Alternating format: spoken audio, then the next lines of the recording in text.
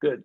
Good morning. I'm Jason Renaud with the Alternative Mobile Services Association. This is the July 2020 meeting of AMSA Talks. This is an informal and informational conversation for members of the Alternative Mobile Services Association. A recording of this session will be posted on the AMSA website in the members only section within 24 hours, and members can share this recording with their colleagues and networks. Please take a moment to introduce yourself in the chat, share your name and your where you're located and email if you can, so that other members can make connection with you directly. Our guest today is Victoria Bautistia with Representative Adam Smith's office. She's going to speak about federal funding. This meeting will end at the top of the hour. We'll start with by Victoria giving her presentation for 20 or 30 minutes, see how far that goes. And then we'll begin our conversation with questions from those attending this meeting. Please hold your questions until you see the prompt in the chat asking for questions. And when it's time, raise your Zoom hand or your physical hand. I'll spot you and I will call on you. If you're feeling shy, post your question in the chat and I'll ask it of our speaker. Of course, your comments, links, and files can all be shared in the chat at any time. And the text of the chat with these links and files will be included in the video recording of this talk. Okay, Victoria, let's hear about, and I'm going to stick to your one pager in the chat now, so that people can see a little bit about what you're talking about. But why don't you lead us through this and tell us what Representative Smith's proposal is.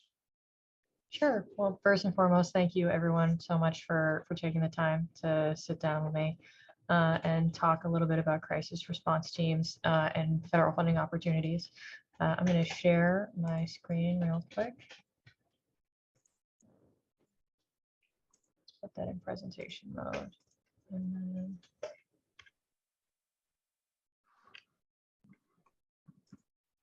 should be good to go.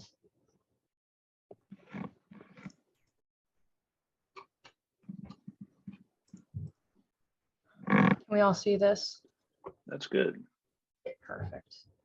Well, hi, my name is Victoria Bautistia. I'm a legislative assistant for Representative Adam Smith. I work on criminal justice issues as well as healthcare issues, and the major intersection between those two things are, of course, crisis response funding. I just want to go through really quickly a history of what that funding looks like. Federal funding for crisis response is fairly novel. The first time we really saw an investment in crisis response from the federal level was in September 2021. As a part of the American Rescue Plan, the House passed $15 million in planning grants to support states in expanding community-based mobile crisis intervention. Obviously, communities have been working on crisis intervention for decades now, depending on where you are in the country.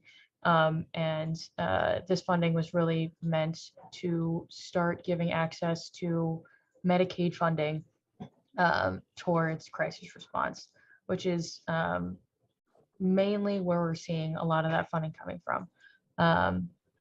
The second time that we were able to fund it was just this last year in the FY 2022 funding cycle. We included $10 million for the Mental Health Crisis Response Grants Program, which is a pilot program run out of the Substance Abuse and Mental Health Administration. SAMHSA released their funding with a notice of funding opportunity that is closing on July 25th. I will follow up on that in the next slide. But that $10 million was appropriated as part of FY22. This year, we are right in the middle of the appropriations process as we speak. And so at this time, House appropriators have announced a $50 million increase to mental health crisis response grants, bringing that total up to $60 million, hopefully. That number, of course, is going to change over time. We still have floor debate that's going to be happening next week. And then we have conference between the House and the Senate side once we get these bills passed out of the House. That is going to be super important towards where that final number comes out to. So that's the sort of history and where we are right now. Currently, and I will be sending around the document from HHS on the notice of funding that just came out in the last month or so. Applications are due July 25th. There will be $9 million in total funding for an estimated of 12 awards. Projects can last up to 4 years, but that funding is very much contingent on whether we can continue to fund the mental health crisis response grants through the appropriations process. And I can talk a little bit at the end as to what are the partisan disagreements and what are some of the issues that are currently being discussed amongst legislators and what the playing field looks like going into next Congress, when we might have a different party makeup of who's going to be in and who's not. But proposed budgets for this specific notice of funding opportunity cannot exceed $750,000. We have also, just as something I think is worth mentioning, is that the House appropriation, or for the last year or so, Congress has been accepting earmarks back in, they're called congressional directed spending, or otherwise known as CFPs, community funded projects. These projects, you apply to them through your local congressional office, and they can support you in getting direct funding from SAMHSA. We have seen a historic number of requests for community funded projects for crisis response teams in this current cycle, with teams getting anywhere from $500,000 to $1 million for their crisis response teams. The CFP process is very much dependent on your congressional representative, and so I'm more than happy to go into the more detail about our process and how we selected Seattle's Health One to receive a grant for crisis response. But yeah, we'll leave that open to questions, to the questions portion. I'm going to go through some current legislation now, starting with, of course, my boss's own bill called the 911 Diversion to Unarmed Personnel. In short, this bill would provide funding for crisis response teams through the Department of Health and Human Services. I know that funding has, for jurisdictions, federal funding opportunities for jurisdictions has sort of varied depending on how a crisis response team has come into existence. We know that there is the DOJ funding, Department of Justice funding, that could potentially be applied to a crisis response team. But we introduced this bill so that we could have a specific grant out of HHS. We're still working on getting this bill passed, but as I discussed earlier, there are grants currently available under HHS to fund crisis response teams. We're just trying to get that number higher. There's also the People's Response Act by Representative Cori Bush. This bill would do crisis response team funding, as well as creating an Office of Public Safety at HHS and a federal responders program, very similar to other federal programs that send in emergency responders to jurisdictions that don't necessarily have the capacity to handle natural disasters. So that is Rep. Bush's bill. Rep. Katie Porter introduced the Mental Health Justice Act, which would provide funding for mental health provider first responders. It doesn't give funding specifically to co-responder models, but it does focus a lot on mental health provider models. And then finally, the Cahoots Act by Representative Peter DeFazio, which is probably the most well-known of all these bills. It would create a federal match for the Medicaid program for any of the services provided by community-based mobile crisis services, which we think is a very important part.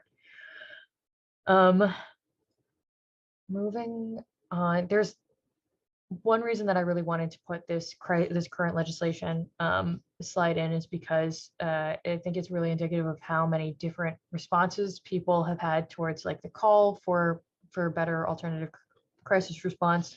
This is just a sampling of a ton of legislation that is currently out there that's trying to address this issue, including on the appropriation side and the authorization side. So there's that. And finally, some outstanding issues for legislators. This is just some things that have been coming up in discussions amongst and my discussions, at least amongst the caucus, on where crisis response fits in to the greater network of the crisis care continuum. There's, of course, 988 integration. Washington State, the state that I work for, is set to start up their crisis response 988 number on July 16th. We know that that's not necessarily going to be happening uniformly throughout the country. And so we've also had really great conversations and work done on 911, 988 training and coordination, because we know that the bulk of these calls are still going to be coming to 911, regardless of if there's a 988 call center. And so the House passed earlier this year the Restoring Hope for Mental Health and Wellbeing Act. That mental health package also included a segment on creating a report to establish baseline standards for what should count towards a behavioral health crisis team, like what is the best function of a crisis team, how to create those networks between 911 and 988, how to, and then where people go necessarily. But that is just in a report in that House passed Restoring Hope for Mental Health and Wellbeing Act. We're hoping to see movement on the Senate, but we haven't. But at this time, we aren't seeing anything moving forward. There are a lot of conversations currently happening about co-responder models versus mental health crisis response teams. I think that there has been really interesting evolution in a lot of the older mobile crisis response teams from co-responder models into specifically mental health crisis responder models. I think that a lot of jurisdictions find it easier to find funding for the co-responder models. And so just having those discussions as to like, what is the best model and how do we fund those models to give support to local jurisdictions that might not have funding to get over that initial barrier of starting up those crisis response teams. One issue that we've been working on is where do people go other than jail when you have these crisis response teams, right? Because some people are in need of crisis stabilization, who might not have homes, who might need alternative places to go. And so that's been another conversation that has been ongoing on the Hill. And then there have been some partisan funding disagreements. One thing that I wanted to flag for this group specifically is that federal funding is highly contingent, right, on who's the party in power and what is their priorities. I will say we haven't had any outright Republican opposition to crisis response funding, which is really, really great, which demonstrates, I think, I think it shows all the work that providers have put into showing how effective these programs are, that we don't have that we don't see like a Republican or Democratic opposition to these programs, but it's really a matter of like who's willing to put up funding, who's willing to put up a fight to ensure that there is federal resources. And so, yeah. I can go into a little bit more detail in the question and answer if there's any specific questions, but I just want to sort of temper expectations when it comes to how much federal funding might come out when there are some disagreements on between party sides on what funding should look like, how much should come from the federal government versus the states and localities. So I wanted to keep my presentation short and sweet so that we could just go right into questions and talk more in terms of things that you're interested in. So I'm going to stop sharing my screen and then welcome your questions. Thanks, Victoria. That's a lot of information really quick. And I'll start. I've got a lot of concerns about where are these new teams, whether they're crisis response teams or mental health peer teams, where they take people and what sort of services they can provide. So can you speak a little bit more about this discussion around crisis care centers? Absolutely. So crisis care centers, we've seen a ton pop up around the country sort of organically. Some of them are attached to emergency room services, like So specifically down in San Antonio, we know that they sort of grew out of a need of um, crisis stabilization. And so let me start from the beginning.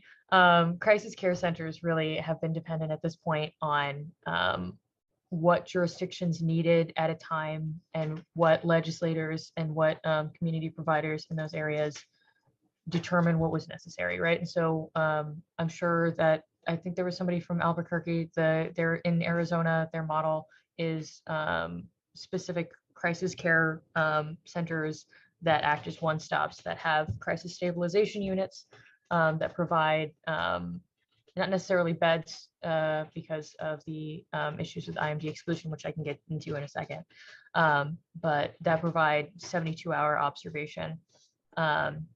Or sorry, 24-hour observation for people who come in from crisis teams, and then the patients who come into those crisis care centers then get assigned to the broader network in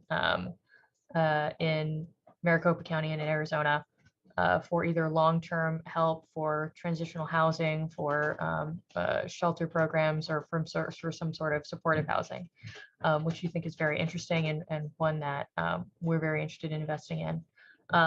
Our office will be introducing a piece of legislation to provide funding towards state and local governments to create a lot of those centers and to just support a lot of the training and employment at those centers. But it really comes down to the same issues that you see all over the mental health sort of field, which is employment and retention and training.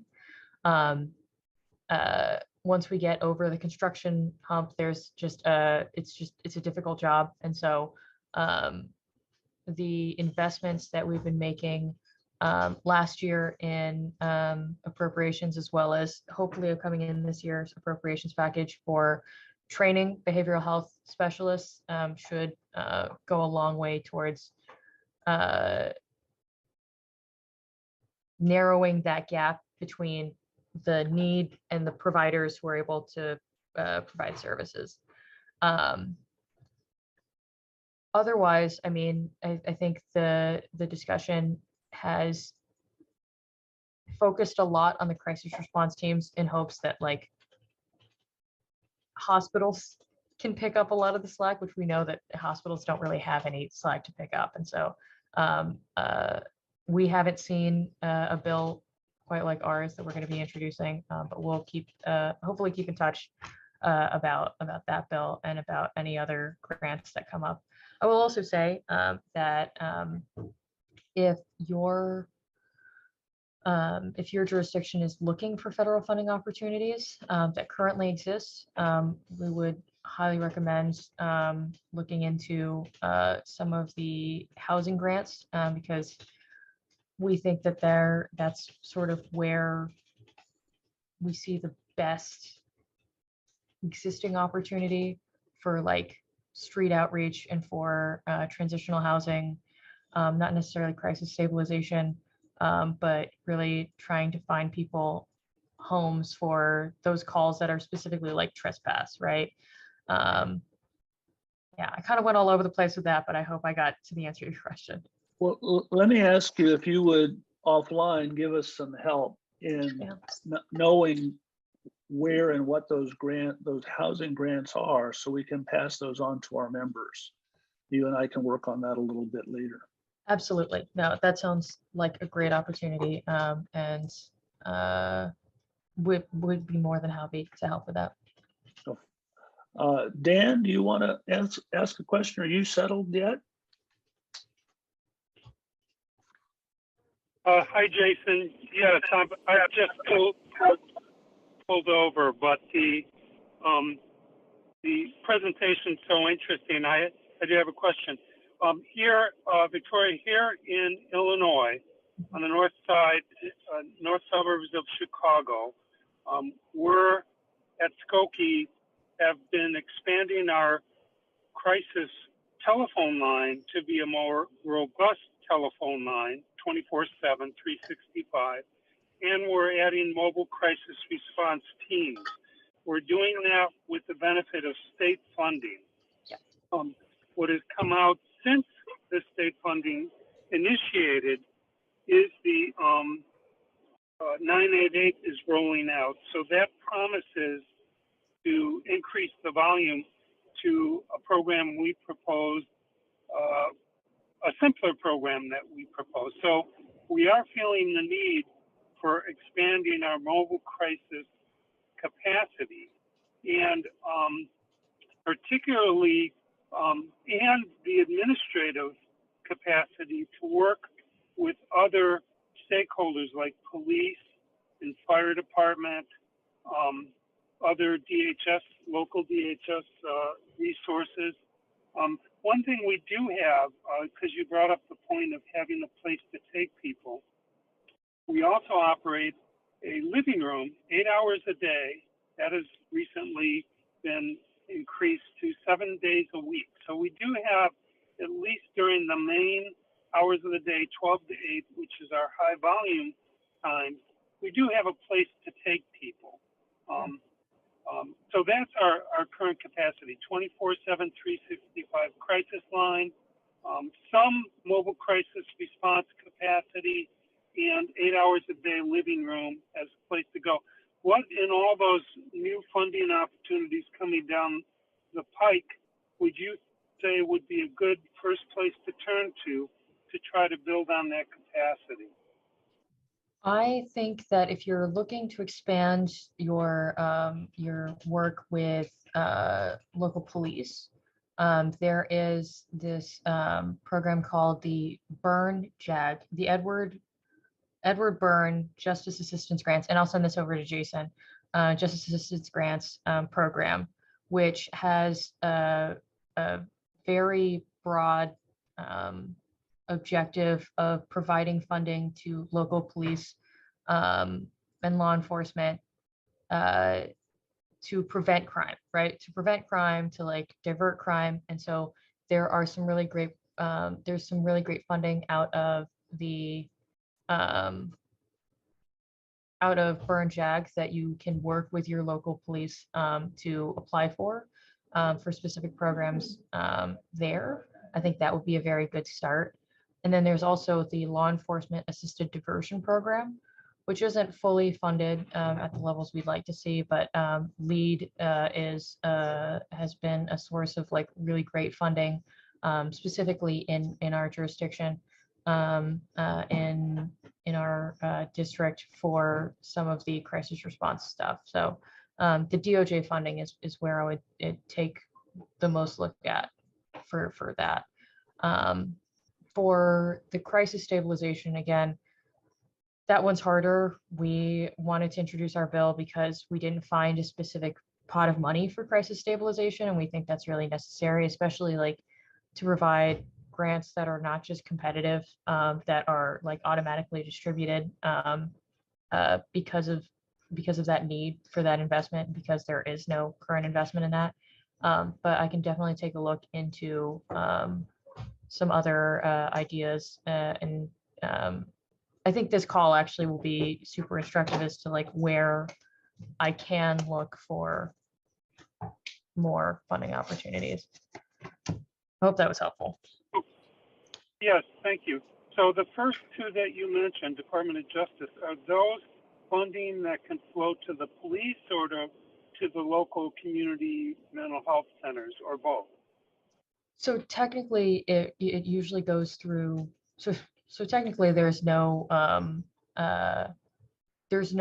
citation in law that says that it has to go to local law enforcement, but most of these grants are like distributed through local law enforcement. So I would say work with your state or local police department or law enforcement agency to work on that funding. Okay, thank you. And for the crisis stabilization units, there is one operating in the Chicago area. It's on the south side. We're on the north side. And I believe that hospital, and you're right, at least the only state units I know of are hospital-based.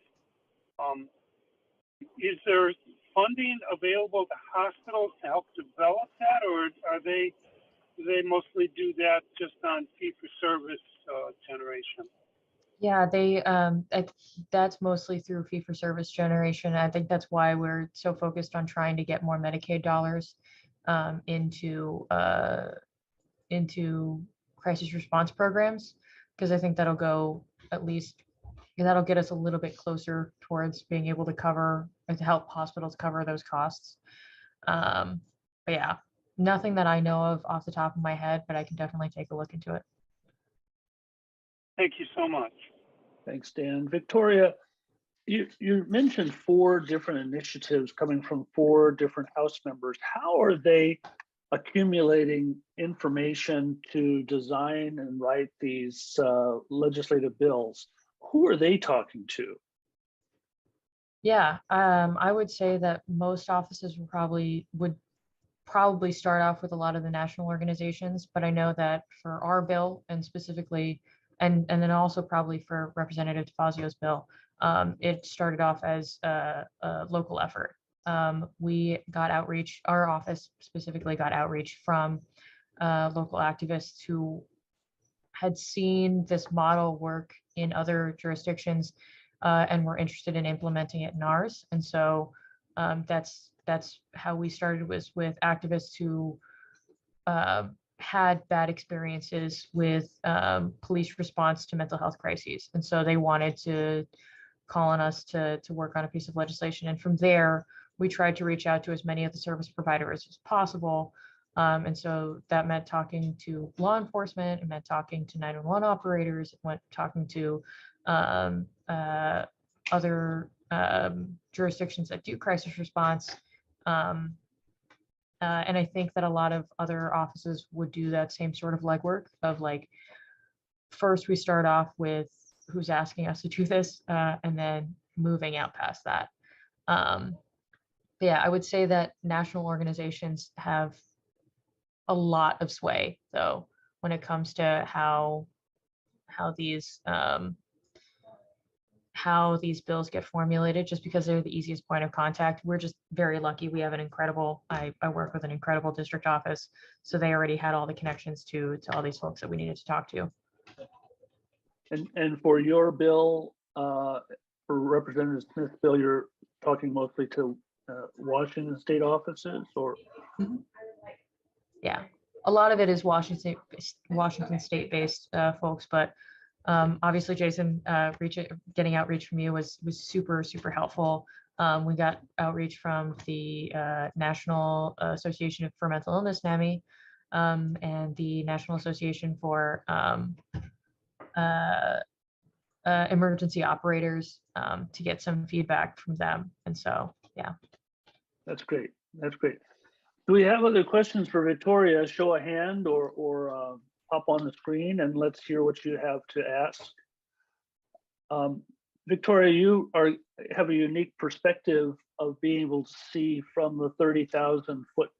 We're all down here on the ground, shuffling around on the street corner, helping folks or answering calls in an office, getting ready for 988 to take over. But so you're seeing this movement from a unique perspective. Tell us a little bit about how you see this changing over time. In terms of 988 integration? Well, I think in terms of, we're more interested in mobile crisis and in how that's developing and growing in the mind of folks in DC. Yeah, I would say that there is a brand, I wouldn't say a brand new, but I would say there's like a renewed interest and awareness of alternatives to crisis response. Initially, you really only saw sort of jurisdictions that already had crisis response units be supportive of it. But now that we're seeing this, well, frankly, we've seen like a departure of a lot of police officers over the last couple of years. And so like those numbers have resulted in some backlogs and calls from police and law enforcement to expand alternatives to crisis response because they're overwhelmed. And I think that story, starting off as, needing to assist, needing to create alternatives to people who are having an emergency has really galvanized a lot of bipartisan support for these programs. I think at this point, it's just a matter of talking about the urgency of where that funding is coming from and talking about how like there are financial barriers to smaller jurisdictions for developing these programs. And they're super high. And if we don't like invest the funding, then they're just never going to develop organically the way that they do in larger cities, right?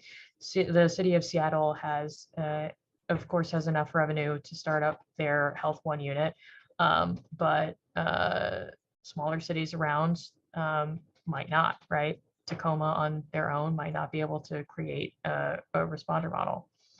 And then I think where we see it going in the future,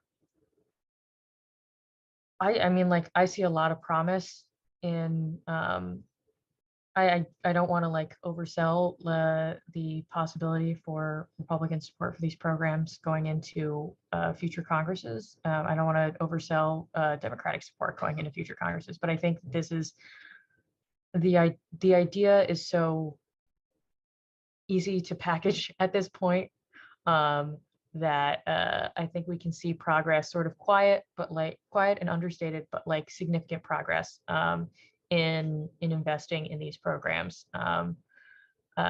Really, what we're hoping to see now is better and more standardized data, because I think one thing that we run into is one thing we run into on the Hill is people asking like, but how do we know that it works? And it's like, well, because we see all of these positive outcomes in state and local jurisdictions, but without standardized data, it's a little bit harder to make that case. And so this is all to say, I think next step is getting data. Step after that is increasing funding. And then the step after that is formalizing the process of like what that funding looks like, creating something like an Edward Byrne JAG program that just provides crisis stabilization and just provides funding for crisis response teams and just provides funding for the continuum of care across the board. Yeah, we're one of the top issues for our operators is data. Most people come to this work from a social work background, not a technology background. So data is somewhat mysterious to them. And just knowing what sort of data to collect and how to make use of it, and then really how to share it from city to city is a huge question that's quite unanswered at this point. Yeah, I think that actually that's why actually one reason we're excited about the Office of 988 Coordinating Response was stood up last year, I want to say. Yeah, that office we're hoping will take on some of the more technical aspects of reporting, and we're hoping to see some more funding go to that specific office to distribute for technical assistance grants. That was sort of keyed into their original plan. We haven't seen the technical assistance grants stood up yet because the office is still being stood up. But once they are made available, I'd be more than happy to share with you and with the organization. Because it is difficult for even the most developed community-based organizations to do this data collection. It's a tough gig, and people can make their entire careers out of it. So,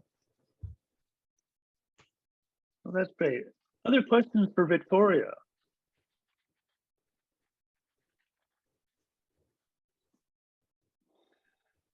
Victoria, just speaking about those 988 technical grants, those would be specifically for mobile operators, or they would be for other 988 associated?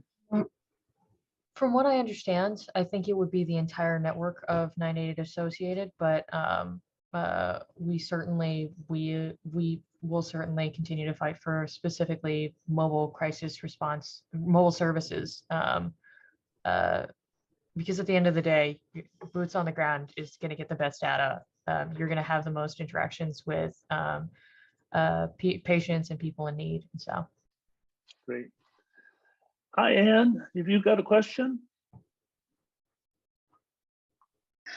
I do, and I really hope that this wasn't addressed. I did get a phone call that I had to take in the middle of the presentation. Thank you so much for this presentation. I'm just curious if kind of the discussions, if there's a understanding in some of those discussions with the politicians about the different types of responders. Some of the legislation that I've seen has relied pretty heavily on clinical response. And it's a curious thing because the program that everybody mentions in Eugene, Oregon, because it's the only one we can point to with decades of experience, uses clinicians as part of the program to do a clinical oversight and support, but the teams themselves do not have licensed clinicians or social workers on them. And it's proven to be very effective to use that kind of a response. And some of the legislative conversations I've seen have, I think, not fully reflected that. And I'm just curious if there's an understanding of the significance of using different types of responders, especially given that there's a massive national shortage of clinicians and social workers. I love that question because it's something that came up personally very early for me when I started working on this bill. I think for the broader culture and like on Capitol Hill, I don't think that there is like a very good understanding of the importance of peer support specialists, community health workers, all of these medical but non-professional, I guess they're still professional, but these like non-medical healthcare roles. But I think that is changing. There has been an emphasis this year on community health workers in the labor HHS appropriations bill. And so that's our funding bill that handles all of the Health and Human Services bill funding. And I think that renewed focus on community health workers is sort of starting that conversation on the fact that you don't necessarily need licensed clinicians on each and every single one of these calls. And in fact, you're not going to be able to train that many licensed clinicians to be on every single mental health crisis response team.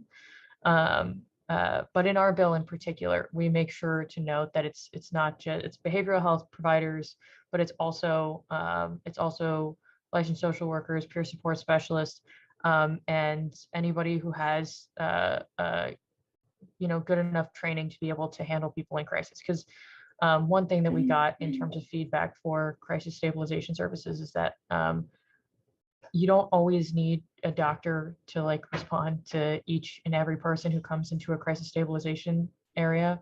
Sometimes you just need somebody who is like trained to listen and de-escalate any intense responses, and then you give people time to rest, and then figuring out everything else out there with wraparound services is how you get to a sustainable solution. And so I really appreciate that question. And I think that there is more funding coming down the pike regarding those specialties, those like non-medical healthcare workers. Thanks, Victoria. Thanks, Ann, for that question. Victoria, I'm going to see if I give you a tough one, and maybe put your Las Vegas hat on for a moment. But could you throw the slide up again about these 4 bills presented by 4 different House members, and then give us a little background on what the status of each of those bills are, and what's the likelihood of their passage at this point? So a little odds making here. Let's be more than happy to. Share screen. Yeah, can we see that? Perfect. Perfect. Yeah, so where are each of these pieces of legislation? Well, so I want to I'll start with the sort of grouping, the 911, diversion of unarmed personnel, the People's Response Act, and the Mental Health Justice Act. None of them have gotten a hearing at this point. And so the legislative process is you introduce a bill, you get referred to a subcommittee and a committee. And once the bill is heard by a committee, that's the chance that it gets to go to the floor. Once it gets to the floor, you have your debate. It passes the House. You have to then go to the Senate, and you go through the same thing. Where like the bill is introduced to the Senate, it goes to committee, it goes through hearing, and then it gets passed. At this time, all four of these bills have not gotten a hearing, which is unfortunate, because I think that while there have been a lot of things going on in the healthcare subcommittees, for sure, I have a lot of empathy for the folks who have to handle healthcare on the committee level. This is something that I'm hoping we can see a hearing on in the future, on crisis response. So none of them have gone through hearings. That being said, the CAHOOTS Act, the mechanism that's used in the CAHOOTS Act, using Medicaid funding for community-based mobile services, was the mechanism used as part of the American Rescue Plan to pass that initial $15 million of funding, which was really great for those planning grants for 20 states. And then the funding that we propose in the 911 Diversion to Unarmed Personnel Act is the funding mechanism that was used to pass, was the same funding mechanism that we wanted that was in the appropriations bills, right? This is deeply inside baseball, but That's what we want. That's what we want. But there are two kinds of legislation that you can pass in Congress: authorizing and appropriating legislation. Authorizing legislation is basically, you can do this, and appropriating legislation is, here's how you pay for it. We have managed to get funding for crisis response teams on the appropriating side, which means that the Secretary of Health can, we advise him to use this money for crisis response. But if we had authorizing language, we can provide more funding and a legislative mandate that you use that funding towards crisis response. So right now, with just appropriating language, we're happy. It means that money's going out the door. It means that things are moving faster than it would if we just passed the legislation, if we waited to pass the legislation. But it does mean that there is some more instability as to it depends on who the Secretary of Health is, right? It depends on who who's in office, and who's making the calls and who's prioritizing that funding. So yeah, that. And then in terms of where we see, what my hopes are, they are currently kind of low. We passed a major mental health package out of the House, and I think that's the best hope we have at present for any movement. And that's mostly that package was mostly focused on the data collection, on the standard setting. That's the best hope we have for anything in this field. But the current time where we are in the legislative session, with elections coming up in November, with House going into recess in August, I'm not as optimistic for passing any authorizing legislation at this time. So your current comment about, or your comment earlier about who is the majority in the House is very pertinent here, because really almost time is up for some of these. Yeah. And I will say, time is up for these, but I don't think that the bills are going to go away regardless of who, who's in Congress and who, I guess it depends on if any of these members don't come back to Congress, right? That's of course an issue, but I still see a lot of opportunity for bipartisan support. And so I don't think the funding is automatically going to go away. I think there is some hope for stability, regardless of what happens in November. I'm Representative Fazio will be retiring, but I'm sure the person who's taking his position will lead this on. So because the Cahoots Act reminds me that there's another body which is also pushing these forward. And are you able to speak at all about those? About what's going on the Senate side? Yeah. So the Senate, we haven't seen as many of a proliferation of crisis response bills out of the Senate. And one of the reasons that we only got $10 million from crisis response is because they couldn't get the only reason that we got $10 million only in crisis response last funding cycle, that is currently FY22, right, is because of Senate pushback. I think that there's no substantive opposition to the programs themselves. I think the real opposition on the Senate side is like, does the federal government have to pay for it? Which we of course think yes, because the federal government is the only way that some of these smaller jurisdictions are ever going to get funding. But I think we have made progress in turning them around a little bit on that position. That's good to hear. That's good to hear. Okay. Let's see if we have any other questions for Victoria Bautista on federal funding.